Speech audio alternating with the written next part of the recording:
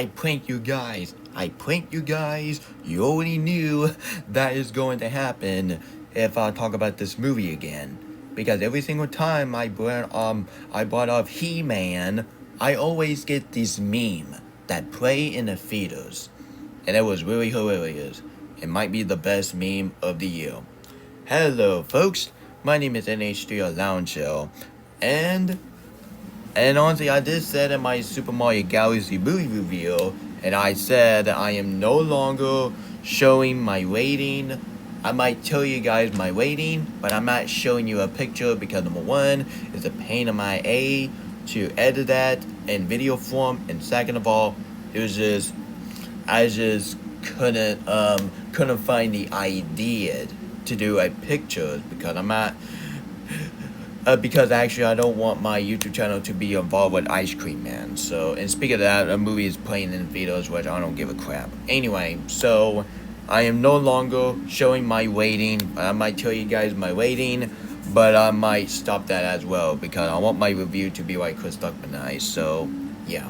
Anyway, guys, so today I am doing a movie review on another installment of the Master of the Universe Legacy, which is another Master of the Universe, came out the year of 2026.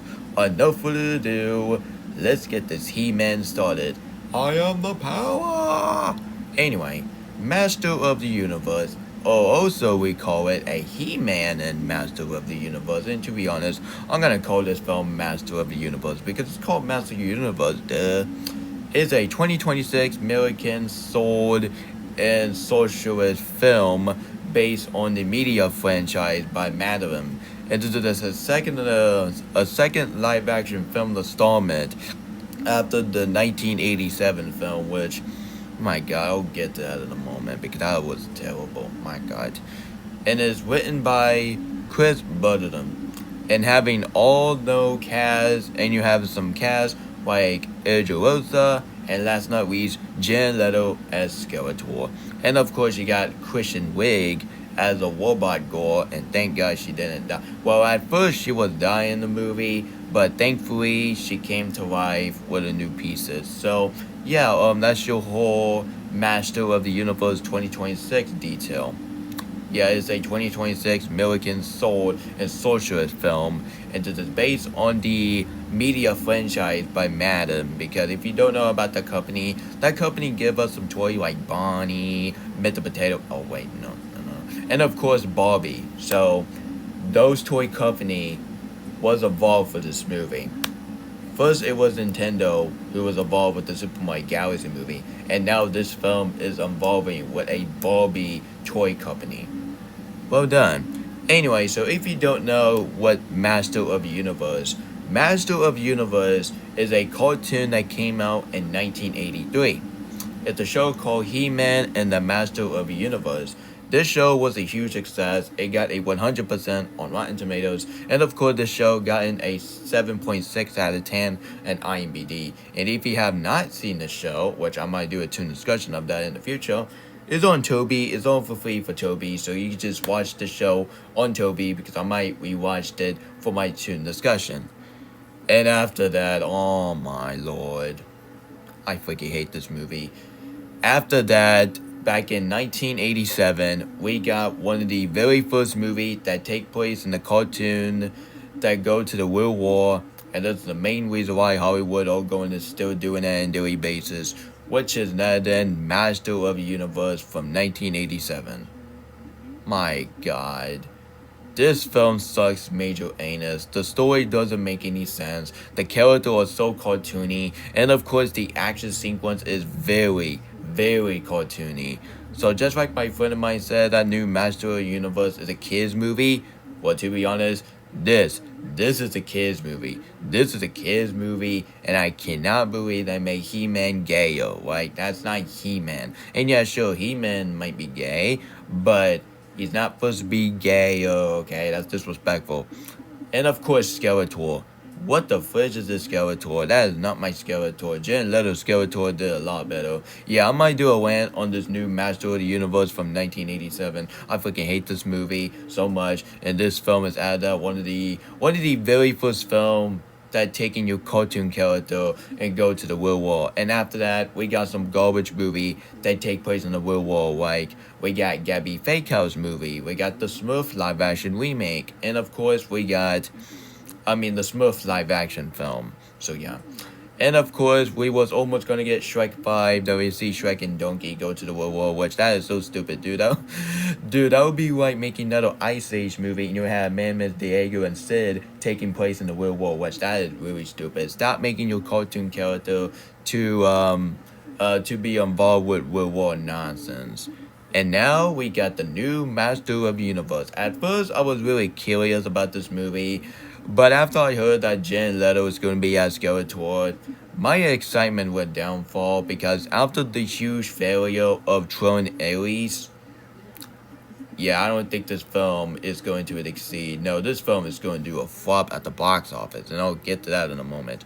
So ever since this movie came out in theaters on the same day as Scary Movie 6, and I gotta say, this film is way better than Scary Movie 6. Way better.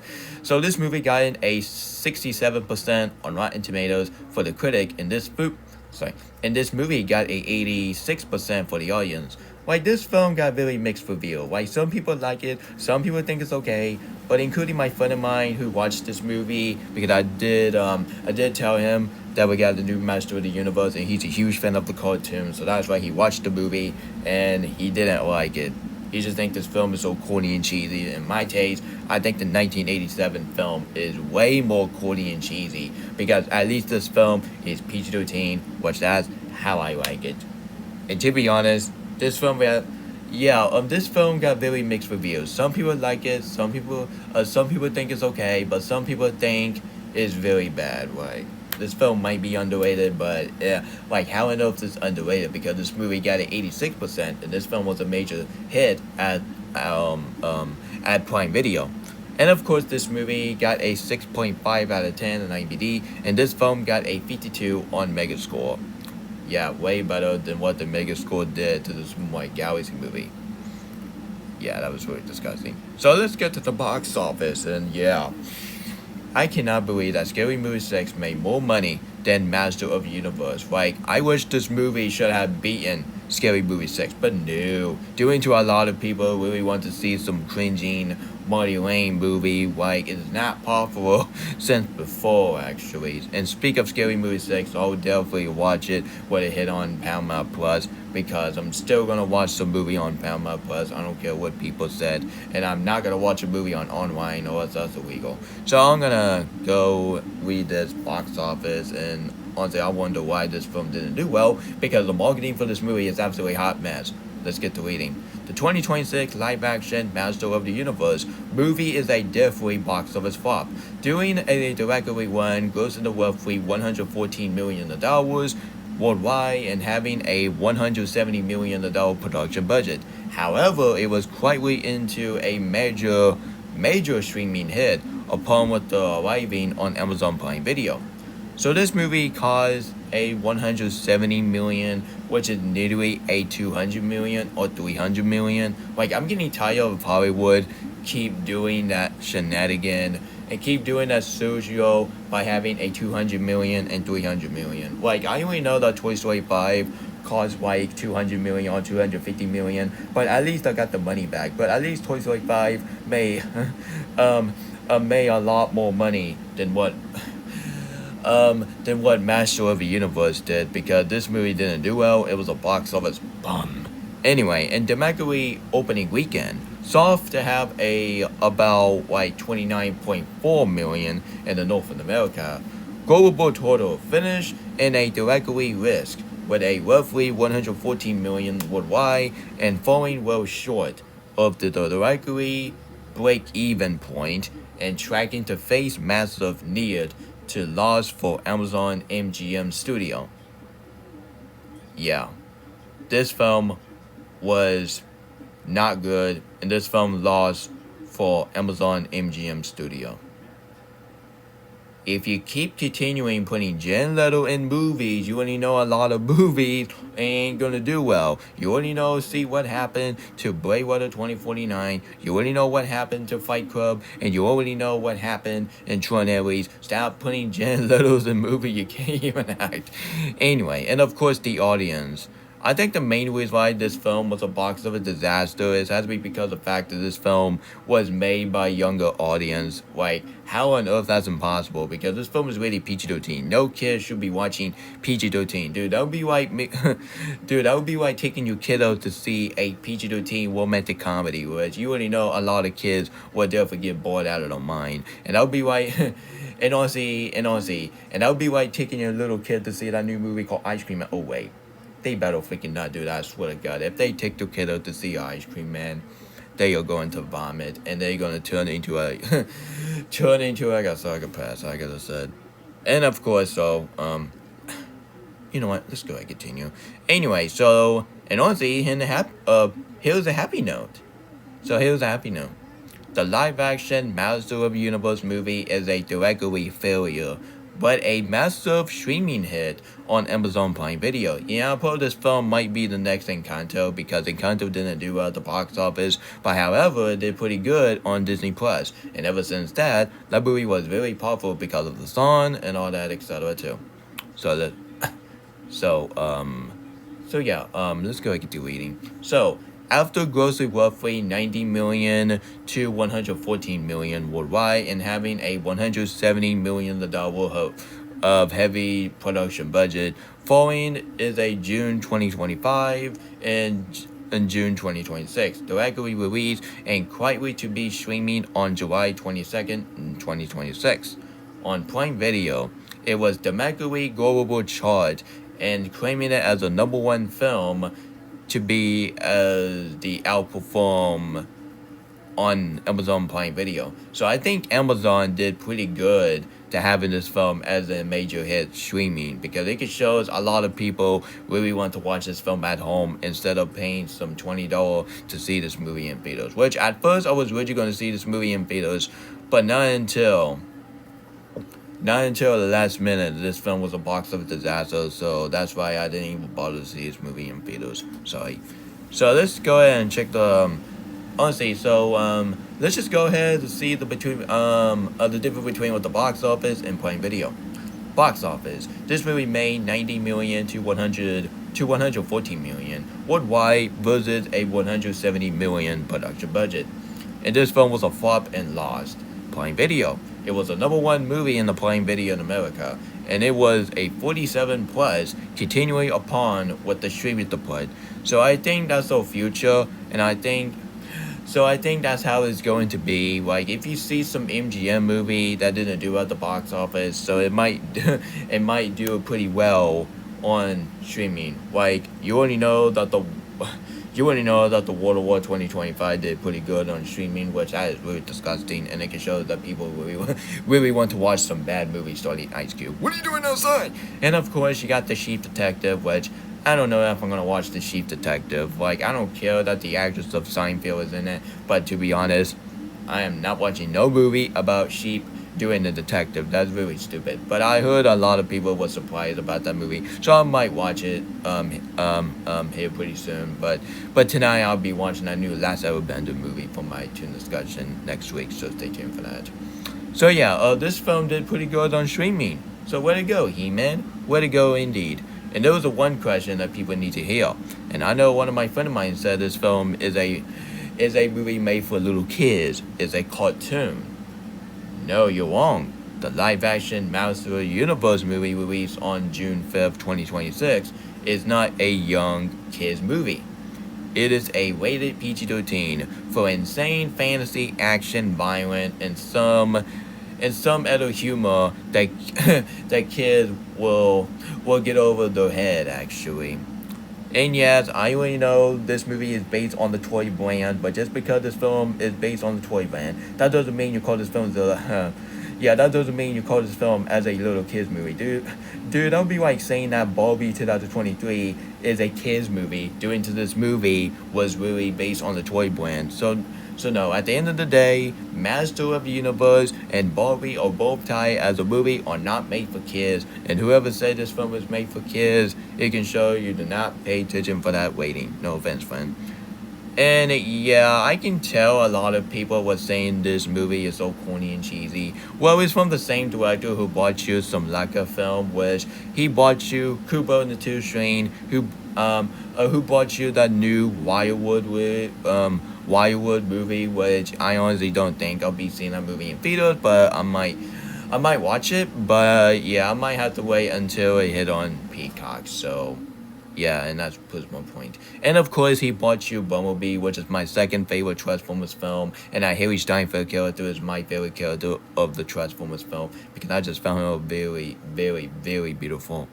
So yeah, this film is directed by Travis Knight. He's a very nice guy, and I've been watching his interviewing of the Master of the Universe, and he was saying that he wants this film to be fun and to be exciting because he wants this film to play as the action figure. But honestly, it's kind of reminding me that you're getting your action figure of He-Man and Skeletor. You play with them, and now you got a PG-13 of Master of the Universe. So doing two, he did a terrific job on Kubo and the Two String, and Bumblebee, Master of the Universe, is his reality. Anyway, so after I watched this movie on Amazon Prime Video on a couple of days ago, and I gotta say, this film was really good. Like, this film is really top notch. But the only problem I have for this movie is has to be some of the tone. Like, sometimes the tone can be very, very serious, but at the same time, the tone was going all the way out to be as a wacky comedy movie. Like, what the heck am I watching? Am I watching Master of the Universe? Or am I watching some corny of the universe? Yeah, that's a nickname I might call it for that 1987. But yeah, but sometimes the tone, like some of the tone can be very serious along with Skeletor because Skeletor makes this film serious at the same time. But when you go to He-Man himself, he always makes this film wacky and goofy, and no wonder my friend didn't care about this movie. And the last problem I could give for this movie, it has to be the pacing. Like, this movie is 2 hours and 12 minutes. But when I was watching this movie felt like 2.5 hours, I gotta say. Like, this film felt like 2.5 hours.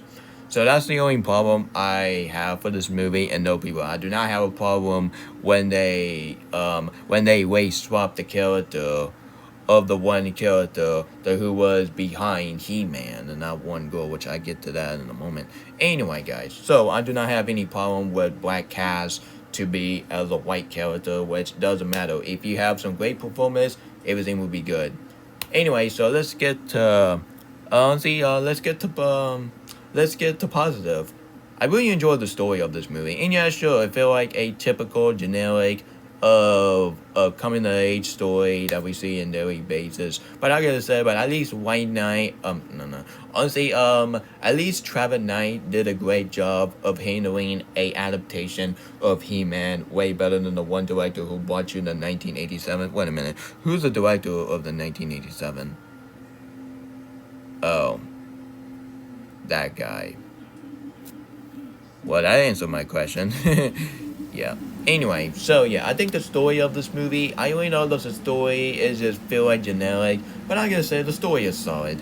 The character of this movie, like the only character that who's trying to be like He-Man, and I seriously thinking that he might he might be over the top, it has to be Nicholas Clausen as He-Man. I do like this casting choice, but when I was watching this movie and when I was seeing that guy was trying to get the sword out of the giant guy statues, just give it up, man. That's a fake sword that you're holding, dude. And honestly, and all the sword that he was holding in this movie, it was just a fake sword that you found it from the stores. Like, that is not a real sword. That is a fake sword. I cannot believe they treat it as a real sword. Yeah, I cannot believe they treat it like a real sword. Why do you not know this is a fake sword? Just saying. Anyway, so yeah, I think He-Man himself is decent, okay, but sometimes his performance can be very over the top, like saying this, "Hey, I'm He-Man." Yeah, I don't like that version of He-Man, and even I don't like the 1987 He-Man, but at least At least the original actor who was in this movie as a cameo. At least the original He-Man from 1987. Even I hate that freaking movie, but at least the actor of He-Man did pretty well job as handling He-Man. But Nicholas as He-Man, yeah, he's okay, but some of the part can be really serious. But at the same time, he can be really over the top, and at this point, no wonder my friend didn't like this movie. So yeah, I don't blame him because I think that guy completely ruined He-Man. But to be honest, he didn't ruin He-Man for me. And of course, Tagasa, played by Koponana Medanum. Yeah, she's got to be one of my second favorite character of the movie. I just found her very cute, and honestly, I just found her very awesome too. And her outfit is really bad. Asia Rosa as a race swapping character, which is then Man at Arm. What kind of name is that? Oh wait, that's the name who was from the cartoon. So yeah, I'm probably you see the original He-Man. Man at Arm was the white character in the cartoons, and he was a white man in the 1987 film. But when they cast the actor that he was in the Suicide Squad 2021 and Hoppin' Sean as the main antagonist, as the white character, you already know a lot of people do not like that casting choice. And to be honest, I don't care about racism. I don't care. I don't care.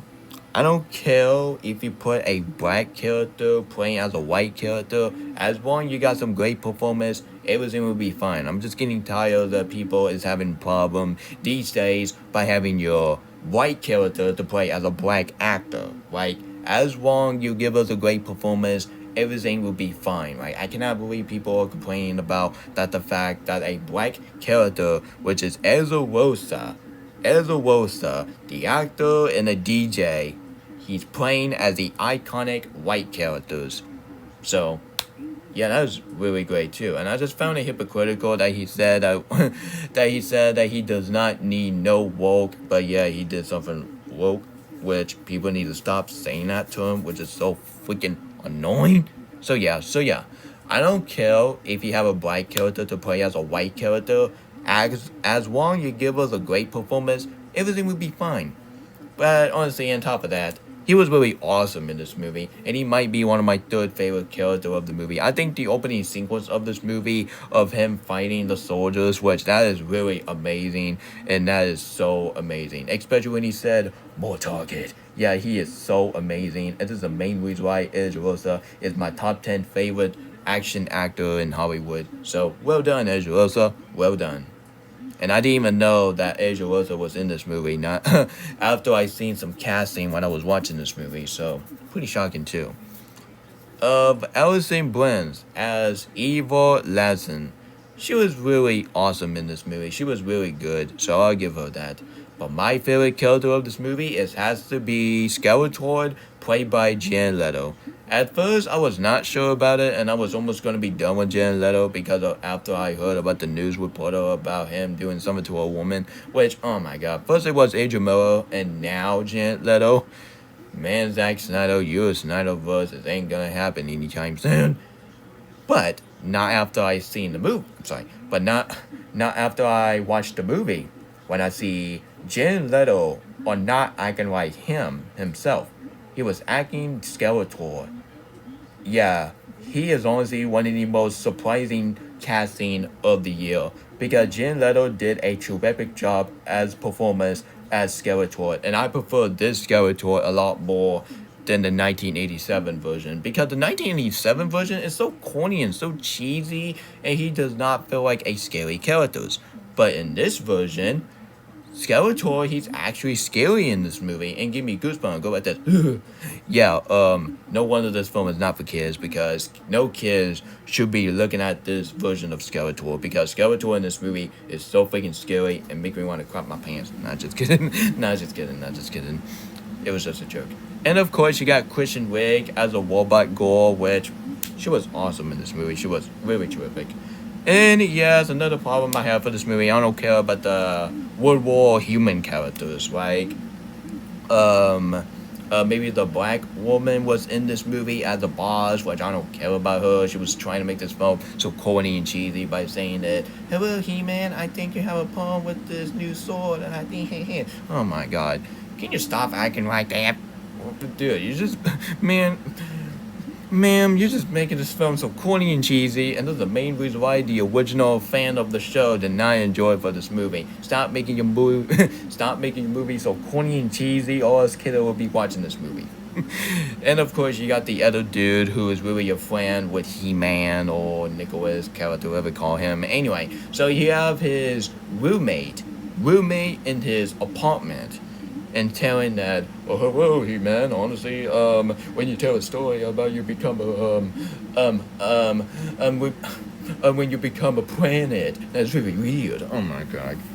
Once again, stop making movies so corny and cheesy, and honestly, and I don't understand why Hollywood is keep continuing making action films so corny and cheesy. Even I don't have a problem with comic book movie that has some joke, but as long as you take it seriously, because I don't want to be like, I don't want this film to be like Thor: Love and Thunder, and I gotta say, this film is way better than Thor: Love and Thunder, and I gotta say right now, this film is Thor: Love and Thunder done right, or should I have to call it Thor: Love and Trash, because I might do a rant on that trash movie. Stay tuned for that. And the action sequence of this movie is so bad, But my favorite action sequence in this movie has to be the ending when He-Man and Skeletor fight together. It is so amazing, and one of the scenes that you can just shove your popcorn in your mouth and while watching this movie. So that's pretty cool. And of course, you got the iconic shot in this movie by having a He-Man riding a tiger, which I don't understand why tiger talk in this. So yeah, and yes, I understand that talk. And yeah, I understand that tiger was talk in the cartoon, and I don't think he was in 1987 film, but he was in this movie, and he was fine. He was fine. So yeah. And yeah, I only know this film is a copy kids movie, but this film is not a kids film. And once again, that would be like saying Barbie 2023 is a kids movie due to it taking place based on the toy brand. Hey, just because this film based on the toy brand, that doesn't mean that Bumblebee is a kids movie. That doesn't mean that this movie is a kids movie, and that doesn't mean that Barbie 2023 is a kids movie. If you want to see a way more kids movie, just go see that terrible live-action Moana remake. I am so glad that film flopping so badly, and this is a perfect sign that Disney should stop doing a live-action remake based on Disney Revival Age. How about you focus on the Disney Renaissance? You've been doing pretty good, but not until you want to do a live-action remake based on Disney Revival Age. Keep Disney Revival Age out of it and just have MCU do a live action remake of Big Hero 6. I don't trust Disney for that because what's the point? And of course, one of my favorite aspects about this movie, and this is the main reason why I've been listening to it this week, has to be the theme of this movie. The theme of this movie is so amazing. The theme go like this. Dun, dun, dun. Oh wait, yeah, I'm very sorry I can't sing the theme because I totally forgot, so I might listen, I might re-listen to that, and then, yeah, I'll probably know what theme I'm talking about. It has to be the opening sequence of the theme, which it was absolutely amazing, and this is the same composer who did Across the Spider-Verse. So no wonder the score was so amazing, because the score of this movie is the best aspect about this movie. And of course, the editing of this movie, and yeah, sure, the editing sometimes can be very choppy and lazy, but sometimes the editing of this movie can be very amazing looking. And the cinematography and the production design and the costume design, honestly, all of these items, that people did a good job, and people did work so hard about it, and yeah, this film was a box office flop. Cause you marketing, this is the main reason why you should not market it. Like, oh my goodness, cause you marketing, this is the main reason why you should not market this film as a kiddie movie. So overall, Master of the Universe 2026 is a very good movie, and might be underrated too, because a lot of critics kind of don't care about this movie. It's just like the typical generic He-Man movie that we saw in daily basis. But I gotta say this, I'm gonna watch this film any day than watching the freaking movie that came out in 1987. And yeah, that Dude, that 1987 movie. Yeah, it might be my top 10 worst movie based on the cartoon, which I freaking hate that movie, and yeah, and I'm just gonna forget that film out of my misery. So without showing the picture for a rating, because I did say I'm gonna stop doing it. So but I'm still gonna tell you my rating, but I'm not showing the picture of it. So I'm gonna give Master of the Universe 2026 a 9 out of 10. I love it. And of course, this film is well deserved a absolutely cinema. So, fellas, that was my movie review to one in the adaptation of the installment of the He-Man franchise, which is none other than Master of the Universe. I'm very sorry I was playing the copyright music, and let's hope, let's hope I won't get a copyright strike. And if it is, I might cut the part and I might re-upload this review, or else I will be posting two review and I'll be sick and tired of it. Anyway, so tell me, what do you think of this new Master of the Universe movie? Do you think this film is really good, or you just like my friend? Or you just like my friend, which is Aaron, that you don't care about this movie, which that's fine. People have different opinion. But for me, I enjoy this movie. It's not the best movie of the year. I prefer Spider-Man Brand New Day more than this movie. But this film might be in my honor to mention as one of my favorite film of the year. So way to go, He-Man. Way to go. And just like He-Man said, I am the power. Anyway, so yeah, and yes, this film got a meme. Oh my god. Meme of the year. Absolutely cinema.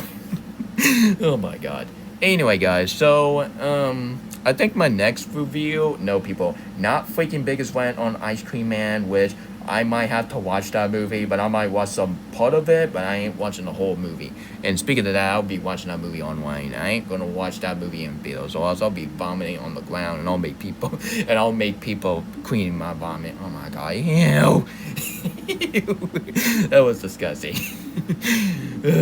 My god. Yeah.